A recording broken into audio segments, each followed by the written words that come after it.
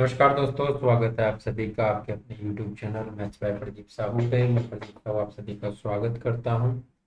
और सबसे पहले, अगर आपने टेलीग्राम नहीं ज्वाइन कर रखा है तो टेलीग्राम पर कोई भी आपको जैसे PDF है या PPT है, इसी क्लास की PPT आपको वहाँ पर मिलेगी। नोटिफिकेशन आता है तो उसकी PDF आपको यहाँ पर मिलती है। और कोई भी आपकी क्वेरी है तो आप वहाँ पर क्वेश्चन भेज सकते हैं। फेसबुक अगर आप यूज करते हैं तो फेसबुक पे फॉलो कर सकते हैं। इंस्टाग्राम अगर यूज करते हैं तो इंस्टाग्राम पे फॉलो कर सकते हैं, वहाँ पर भी आपको क्वेश्चंस मिलेंगे बच्चे। ठीक है, चलते हैं पहले क्वेश्चन की तरफ। टाइम खराब नहीं करते हैं। जो बच्चा नया है चैनल को सब्सक्राइब करके बेल आइकन को दबा करके ऑल पे प्रेस करना, ताकि हर वीडियो का नोटिफिकेशन आप तक पहुंचे। और वीडियो अच्छी लगे तो लाइक और शेयर जरूर करना। पहला क्वेश्चन क्या कहते हैं, पी और उनके तीनों दोस्तों का औसत वजन 55 किलोग्राम। यदि पी अपने तीनों दोस्तों के औसत वजन से 4 किलोग्राम अधिक है तो पी का वजन क्या होगा, ये आपको पता। तो आप यहाँ से टोटल वजन अगर निकालना चाहते हो तो कितना होगा।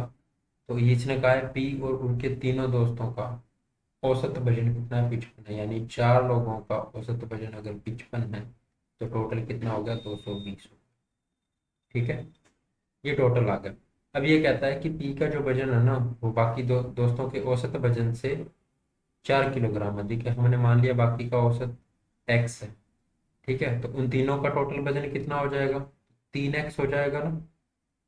और चौथे का भाई, तो x+4 हो जाएगा। तो ये चारों का टोटल वजन आ गया। एक्स हमने औसत माना उन तीनों का, और उन तीनों के औसत से 4 किलोग्राम अधिक है पी का वजन, तो ये हो गया पी का वजन। ये उन तीनों दोस्तों का वजन हो गया, और टोटल हमें पता है ये कितना है, 220 किलोग्राम। तो यहाँ से कितना हुआ, 4x+4 हो गया बराबर 220 किलो। 4x बराबर कितना हो जाएगा, 216 हो जाएगा। ठीक है, x बराबर कितना हो जाएगा, तो आप काट दोगे, 54 आ जाएगा। आपको किसको बताना था, p का वजन कितना है। तो p का वजन हमने यहाँ पर क्या माना, x+4। x की वैल्यू अगर 54 है तो x+4 करोगे कितना आ जाएगा, 58 आ जाएगा। सी ऑप्शन आपका, थर्ड ऑप्शन आपका राइट आंसर। ठीक है, चलते हैं नेक्स्ट क्वेश्चन पे। ए ने एक मोबाइल फोन बी से खरीदा है भाई। फोन बी को 25% के लाभ पे बेचा है। ए ने बेच दिया बी को कितने पे, 25% के लाभ। ठीक है, बी ने सी को 10% की हानि पर बेचा। इसने सी को बेच दिया 10% लॉस सी को। ठीक है, यदि सी ने इसके लिए 5625 रुपए का भुगतान किया तो ए ने फोन को कितने भुगतान किया था। अगर सी ने 5625, तो यहाँ पहुंचना, हम मान लेते हैं कि इसने 100 रुपए में कोई चीज खरीदी। इसने आगे बेच दी कितने में, 25% के प्रॉफिट में, यानी 100 पर 25% यानी 25 रुपए। 125 में बी को बेच दी, 125 में बी को बेच दी। अब बी ने सी को बेची वो कितने में, 10% के लॉस पे। तो 125 का 10% लॉस कितना होगा, -12.5 होगा। ये कितना हो जाएगा, 112। ठीक है, अब ये कहता है 112.5 नहीं है, रियल वैल्यू क्या दे रखी है, 5625 दे रखी है। तो 112.5 की वैल्यू होगी 5625।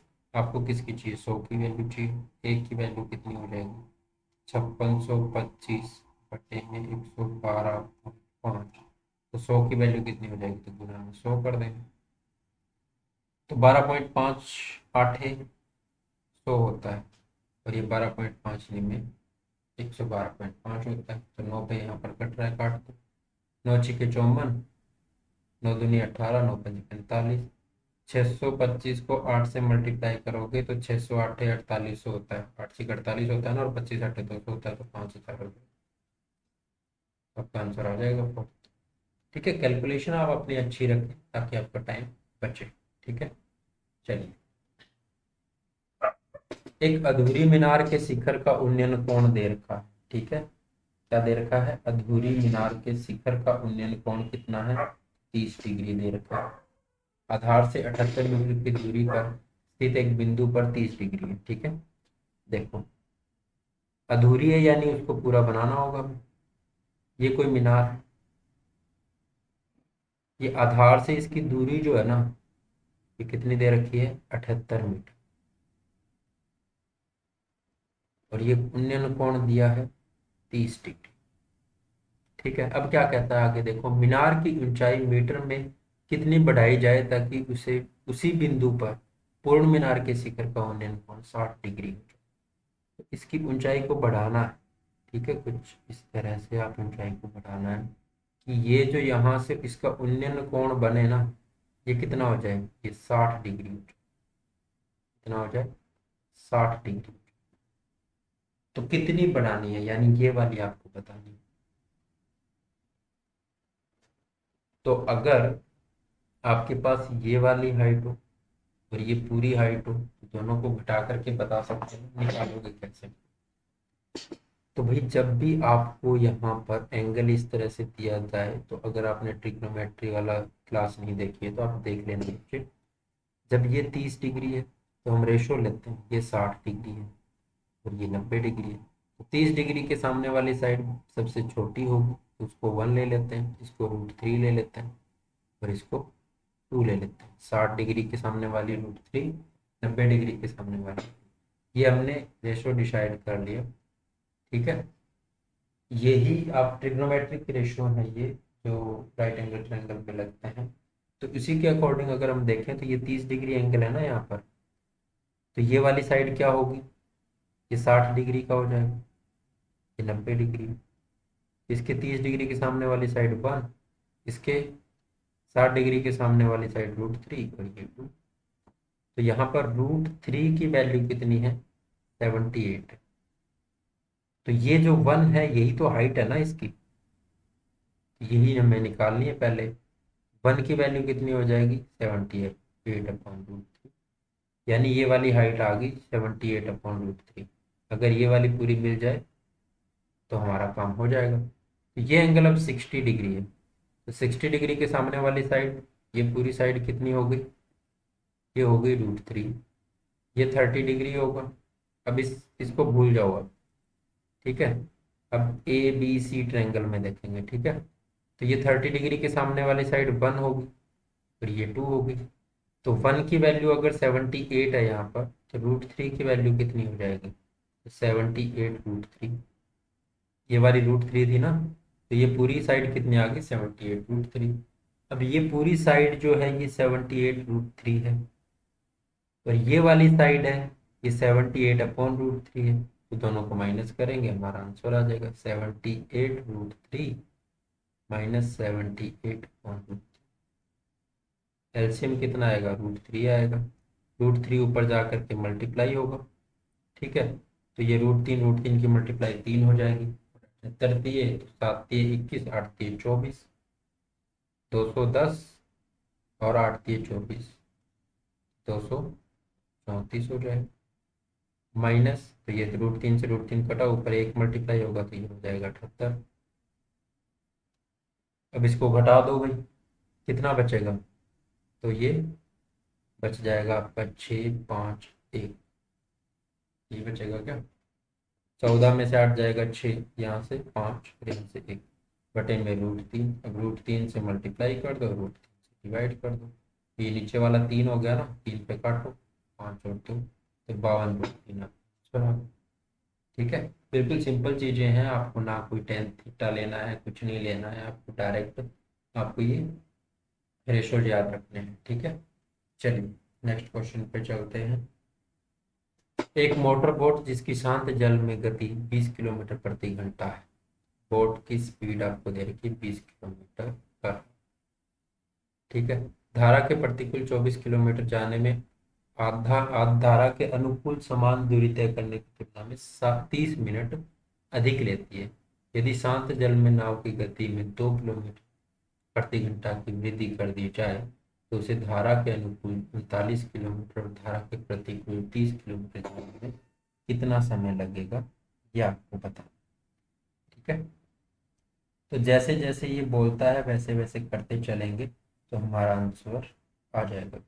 ठीक है, सबसे पहले क्या बोला इसने, स्पीड दे रखी है 24 किलोमीटर जाने में और धारा के अनुकूल समान दूरी को वापस आने में 30 मिनट अधिक लेती है।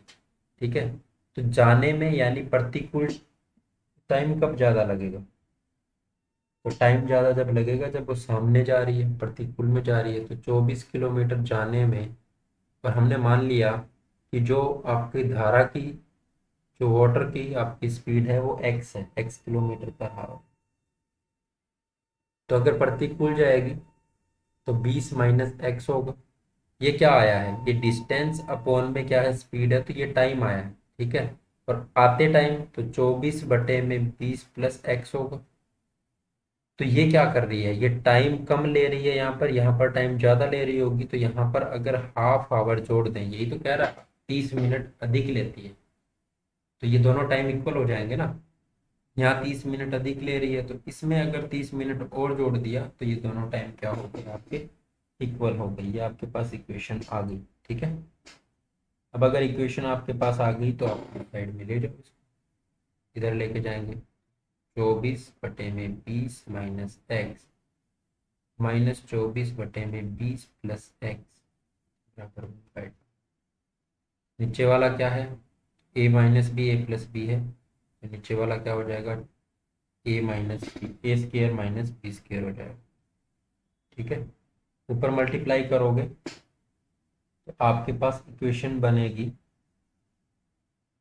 24 मल्टीप्लाई में 20 + एक्स, क्योंकि इससे तो ये कट ही जाएगा ना, 20 + एक्स जाएगा, और इधर 24 माइनस में 24 इंटू में 20 - एक्स बराबर 1/2 हो जाएगा। ठीक है। इसको अंदर मल्टीप्लाई करोगे, अंदर मल्टीप्लाई करने के बाद में आपके पास आएगा 24 × 2x। टोटल ये बचेगा जब आप कॉमन निकाल लोगे, क्योंकि बहुत लेंथी हो जाएगा, आप कैलकुलेशन तो कर ही सकते हो इसे मल्टीप्लाई करके। 24×2 = 48, 480 प्लस में 24x होगा, और माइनस ये क्या हो जाएगा 480, माइनस माइनस प्लस हो जाएगा ना 24x, तो ये 24 × 2x हो जाएगा। ठीक है। टोटल आपके पास 24 × 2x बटे में 400 - x² बराबर 1/2 आ जाएगा। ठीक है। तो आप क्रॉस मल्टीप्लाई करो, ये 48 है, 48×2 = 96 हो जाएगा। इसको इधर मल्टीप्लाई कर दोगे तो कितना हो जाएगा, ये 96x हो जाएगा, और ये 400 - x² हो जाएगा। इक्वेशन बन गई आपके पास x² - 400 + 96। और जब यहाँ से x की वैल्यू आप निकालोगे, यहाँ से x की वैल्यू निकालोगे तो आपके पास x की वैल्यू कितनी आएगी, x = 4 आएगा। ठीक है। तो ये x हमने माना क्या था, ये हमने स्पीड मानी थी किसकी, तो ये हमने मानी थी वाटर की स्पीड। ठीक है। धारा की गति आपके पास आ गई। शांत जल में मोटर बोट की गति अब क्या करनी है, 2 किलोमीटर प्रति घंटा बढ़ा दी जाए। तो पहले 20 थी, तो अब क्या हो जाएगी, यहाँ पर कितनी हो जाएगी, बोट की स्पीड 22 किलोमीटर पर आवर। ठीक है। अब जाना कितना है, धारा के अनुकूल 39 किलोमीटर और धारा के प्रतिकूल 30 किलोमीटर जाने के लिए समय कितना लगेगा। तो अनुकूल जाना है तो 39 बटे में क्या हो जाएगा, 22 + 4 हो जाएगा।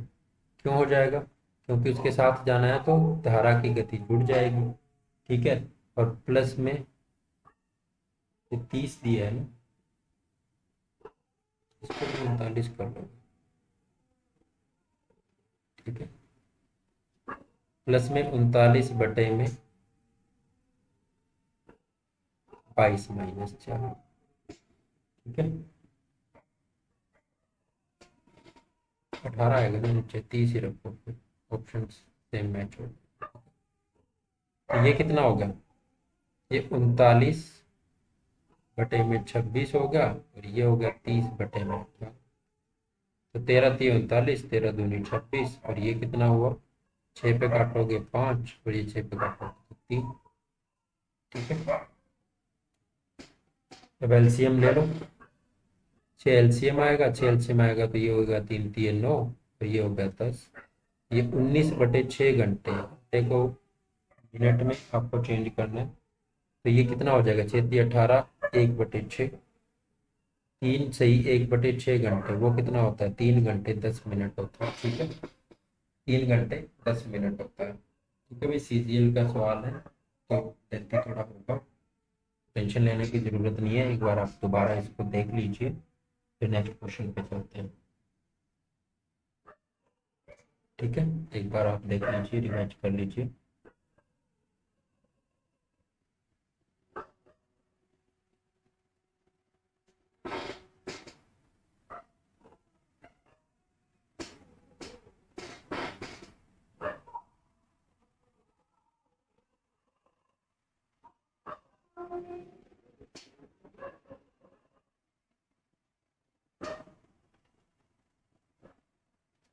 देख लिया होगा भाई। ठीक है, एक बार ध्यान से देखने का मतलब ये है कि आपको स्टेप समझ में आने चाहिए। ठीक है, अगर आपको स्टेप पता होंगे तो आप कर पाओगे आराम से।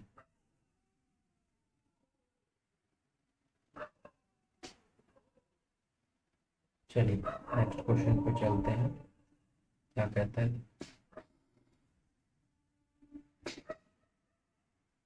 मेन चीज है आपको चीजें अच्छे से समझ में आना चाहिए। यहाँ पर दिया हुआ है, यदि 4 sin² थीटा बराबर है 3 1 3 × 1 cos theta, theta 0 to 90 degree यानी >0 <90 है, तो आपको बताना है 2 tan थीटा प्लस में 4 sin theta minus sec theta करना। देखो करना क्या है, तो जैसे जैसे स्टेप आपको दिए हैं वैसे वैसे आप करते चलो। चेंज कर लेते हैं इसको, 4 sin² को लिख देते हैं 1 - cos² थीटा, हो जाएगा 3 + 3 cos थीटा। ठीक है, इसको अंदर मल्टीप्लाई कर दो, 4 - 4 cos² थीटा,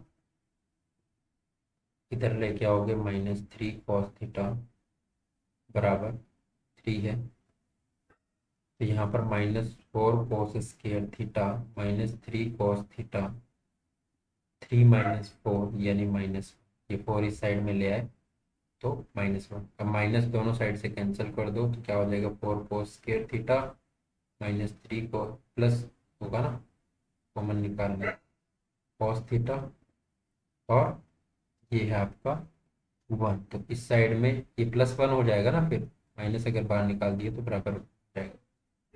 एक साइड में ले आओ इसी को भी, 4 cos² थीटा +3 cos थीटा -1 बराबर 0। cos थीटा की यहाँ से वैल्यू निकाल लेंगे, कैसे निकालोगे, मल्टीप्लाई करने पर कितना आना चाहिए, 4 आना चाहिए, जोड़े घटाएं तो 3 आना चाहिए, तो 4 cos² theta +4 cos theta -cos theta -1। ठीक है, अब ये मल्टीप्लाई करने पर क्या आ रहा है, 4 आ रहा है ना, और घटाएं तो 4 cos theta -cos theta 3 cos theta हो जाएगा। ठीक है, प्लस का साइन यहाँ पर, माइनस का यहाँ पर, क्यों, क्योंकि -4 आना चाहिए। ठीक है, प्लस माइनस लें तो यहाँ से कॉमन क्या आएगा, 4 cos थीटा कॉमन आ गया, तो ये क्या हो जाएगा, cos थीटा +1, -1 बाहर निकालोगे तो cos थीटा +1 बराबर 0। अब cos थीटा +1 बाहर निकालोगे तो यहाँ से क्या बचेगा, 4 cos थीटा -1। ठीक है, तो अगर हम cos थीटा +1 को 0 के इक्वल रखें तो cos थीटा की वैल्यू क्या आ रही है, -1 आ रही है, जो कि पॉसिबल नहीं है, क्यों, क्योंकि थीटा 0 से 90 डिग्री के बीच में है, तो 0 से 90 डिग्री के बीच में तो cos की वैल्यू माइनस होती ही नहीं है, तो कहाँ से आएगी वैल्यू, यहाँ से आएगी, इसको 0 के बराबर रखोगे तो cos थीटा = 1/4। अब कुछ नहीं करना भैया, बिल्कुल आसान है चीजें, आप एक ट्रायंगल बनाओगे। cos थीटा क्या होता है, cos थीटा क्या होता है,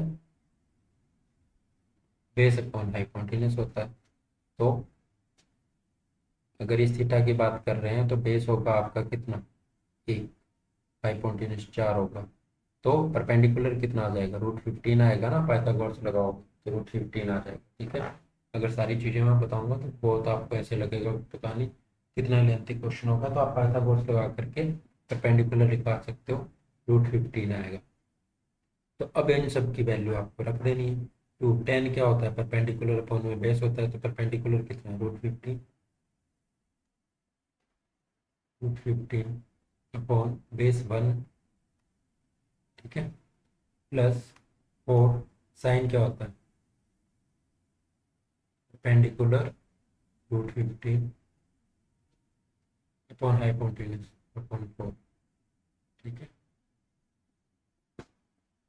माइनस सेक थीटा, तो सेक क्या होगा, सेक आपका कोस का उल्टा होता है, तो हाइपोटेन्यूज 4 अपॉन में बेस 1, ठीक है। तो यहाँ से 4 से 4 कट जाएगा, यहाँ तो नीचे एक ही है, तो 2√15 प्लस √15, ये हो जाएगा 3√15, और ये क्या है, तो ये आपका आंसर हो जाएगा 3√15। चलते हैं नेक्स्ट क्वेश्चन पे, क्या कहता है, सबसे बड़ी संख्या ज्ञात कीजिए जो 3 से विभाज्य है लेकिन 9 से विभाज्य नहीं है। तो आपको विभाज्य रूल पता है 3 का और 9 का दोनों का। अगर हम डिजिटल सम करें, वो आपका 9 से डिवाइड होने वाला है तो 9 से भाग होती है, 3 से डिवाइड होने वाला है तो 3 से भाग होती है। जिसका 9 से डिवाइड होने वाला है वो 9 और 3 दोनों से भाग होती है, ठीक है।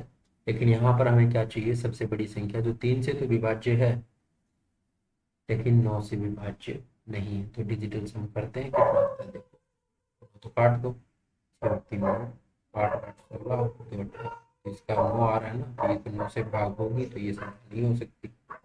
ये क्या है, 9 काट दो, 3 9 10 और 5 15 का 6 आ रहा है, यानी ये 9 से भाग नहीं होती है लेकिन 3 से भाग होती है, ठीक है। 9 काट दो, 6 और 3 9, 8 और 8 16, तो 18, इसका 9 आ रहा है, तो ये तो नहीं होगी, क्यों, क्योंकि ये 9 से भाग होती है। 7 और 2 9, 6 और 3 9, 8 और 7 15, इसका होगा डिजिटल सम 6, ये 9 से भाग नहीं होती है, 3 से भाग होती है। सेकंड और फोर्थ ऑप्शन में से कोई एक ऑप्शन होगा।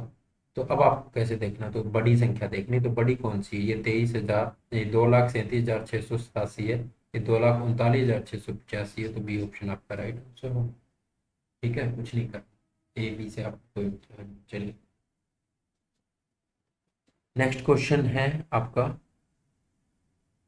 विभिन्न स्कूलों के कुछ छात्र, आपको बताना है, ओलंपियाड में भाग लेते हैं, लड़के और लड़कियां हैं, 20% लड़के और 15% लड़कियां परीक्षा में अनुत्तीर्ण हो जाते हैं।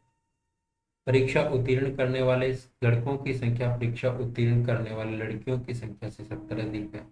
अब आपको बताना है कि कुल अगर 90 छात्र अनुत्तीर्ण हुए तो परीक्षा में बैठने वाले छात्रों की संख्या ज्ञात कीजिए। तो आपको क्या करना है बच्चे, सबसे पहले आपको मान लेना है कि बॉयज थे वो एक्स थे और गर्ल्स थी वो वाई, ठीक है, भाग लेने गए। अब क्या, अब आपके पास तो इक्वेशन बनेगी, कैसे कैसे बनेगी, तो 20% लड़के और 15% लड़कियां अनुत्तीर्ण हो जाता है, तो एक्स का 20% प्लस वाई का 15% बराबर क्या होगा, अनुत्तीर्ण कितने हुए, 90 हुए ना, तो 90 के बराबर होगा। दूसरी इक्वेशन क्या बनेगी, परीक्षा उत्तीर्ण करने वाले लड़कों की संख्या परीक्षा उत्तीर्ण करने वाली लड़कियों की संख्या से 70 अधिक है। तो अगर 20% फेल हुए लड़के, तो एक्स का 80% पास हुए होंगे ना, तो ये लड़के हैं। और अगर 15% लड़कियां फेल हुई तो वाई का 85% लड़कियां पास हुई होंगी। तो कितने ज्यादा है, लड़के माइनस लड़कियां करोगे तो 70 का डिफरेंस आना चाहिए। दो इक्वेशन आपके पास आ गई। अब आप एक्स और वाई की वैल्यू निकालो, कैसे निकलेगी देख, 100 अगर कॉमन ले लें तो ये 5 पे कट रहा है ना सब जगह, 5 पे काट दो, 5 चौके 20, 5 दिए 15, 18 पंजे 90। अगर ये 100 कॉमन लेके इस साइड में मल्टीप्लाई करें तो 1800 हो जाएगा, ये कितना है 4x प्लस 3y बराबर 1800। यहाँ पर भी कटेगा, 100 अगर कॉमन ले लें बाहर, 1/100 आ जाएगा, यहाँ पर ये कैंसल, ठीक है। अगर 5 पे काटो तो 16 पंजे 80, 17 पंजे 85, 14 पंजे 70, और ये 100 को इस साइड ला करके मल्टीप्लाई करूँ तो 1400 हो जाएगा, तो ये कितना होगा 16x प्लस 17y बराबर 14। अब अगर हमें एक किसी की वैल्यू निकालनी है तो एक नंबर को इक्वल करना पड़ेगा ना, तो इसको कर देते हैं। इसको 4 से मल्टीप्लाई करें तो हो जाएगा ना कितना, माइनस का साइन था ना, 4 से मल्टीप्लाई कर देता हूँ तो ये कितना हो जाएगा, 16x। पूरी इक्वेशन को करना है, 12y बराबर 18 चौके 72। ठीक है, जो कट रहा है काट देंगे, ये माइनस, साइन चेंज करेंगे, ये प्लस, ये माइनस, 16 16 कट जाएगा। ये टोटल कितना हुआ, 29y। और ये घटाओगे कितना आ गया, 5800। तो y बराबर कितना आया अभी, 200 आ गया। y किसकी वैल्यू है, भाग लेने वाली लड़कियों की वैल्यू। तो लड़कों की वैल्यू निकाल लेंगे, यहाँ पर y की वैल्यू रख दो, 4x प्लस 3y। y की वैल्यू कितनी, 200 बराबर कितना है, 1800। 4x बराबर कितना हो जाएगा, ये 600 होगा ना, इस साइड में जाके माइनस हो जाएगा। तो 1800 माइनस 600, 1200। x बराबर कितना हो गया, 300। तो 300 लड़के थे, 200 लड़कियां थी, टोटल कितने हैं, 500। ठीक है, तो ये था इस वीडियो का अंतिम क्वेश्चन। अगर वीडियो अच्छी लगी हो, क्वेश्चन समझ में आया हो, तो वीडियो को लाइक और शेयर जरूर करना बच्चे। नेक्स्ट वीडियो में फिर मिलेंगे अच्छे क्वेश्चनों के साथ। अपना और अपना ख्याल रखिए। Okay, bye bye, take care, love.